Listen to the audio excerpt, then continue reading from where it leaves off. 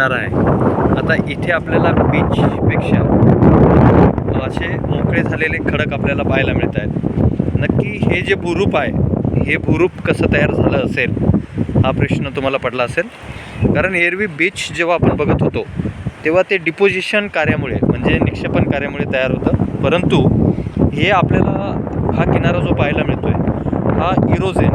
आता जिओमॉर्फोलॉजीमध्ये 2 टाईप्स येत आहेत, एंडोजेनिक अँड एक्झोजेनिक प्रोसेस।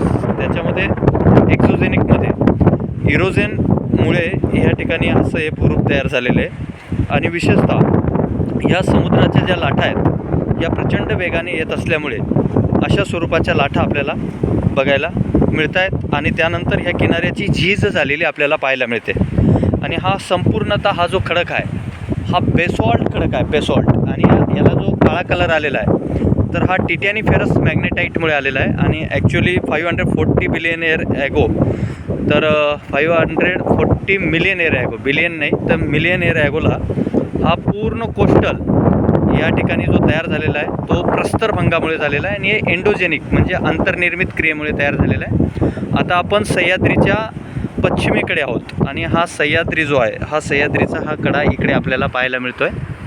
तर हे जे भूरूप आहे हा पूर्ण अरेबियन सीची कोस्टल आहे आणि विशेषतः याला अरबी नाव जे पडलेलं आहे तर अरब लोक जे होते तर अरब लोक ह्या मार्गाने प्रवास करत असताना म्हणजे हे मेडिटर होते, कारण इंडिया आणि त्यानंतर युरोपियन याच्यामध्ये जो व्यापार चालायचा त्याच्यातले मेडिटर लोक हे अरबियन लोक होते। आणि म्हणून ह्या किनाऱ्याला किंवा ह्या समुद्राला अरबी समुद्र असं म्हणतो आहे। तर हे सुंदर असं भूरूप आहे, हे नक्कीच तुम्हाला आवडेल। तर हा काळा कलर म्हणजे हा बेसॉल्ट, बेसिक म्हणजे आपण ॲसिडिक आणि बेसिक असं लाव्याचे 2 प्रकार आहेत। त्याच्यामध्ये हा बेसिक लावा पूर्ण इथे समुद्राची जेवढी ओसेन क्रस्ट जो आहे हा बेसिक लावाने तयार झालेला आहे, याची डेन्सिटी जास्त असते। आणि आपण ज्या कॉन्टिनेंटवर राहतो आहे ओपन 29% वाली जी कॉन्टिनेंट आहे ही सियालवाली कॉन्टिनेंट आहे, सिलिका अँड ॲल्युमिनियमवाली।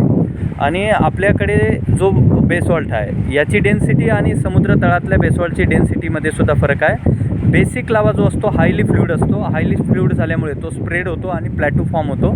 तसेच ह्या समुद्री पठारसुद्धा आपल्याला पाहायला मिळतात किंवा आपले पठार हे बेसिक लाव्याचे असतात। तर नक्कीच आपल्याला हा व्हिडिओ आवडेल। मी जास्त काही मोठा व्हिडिओ बनवत नाही, नक्कीच अजून काही माहिती तुम्हाला देईल। जर तुम्हाला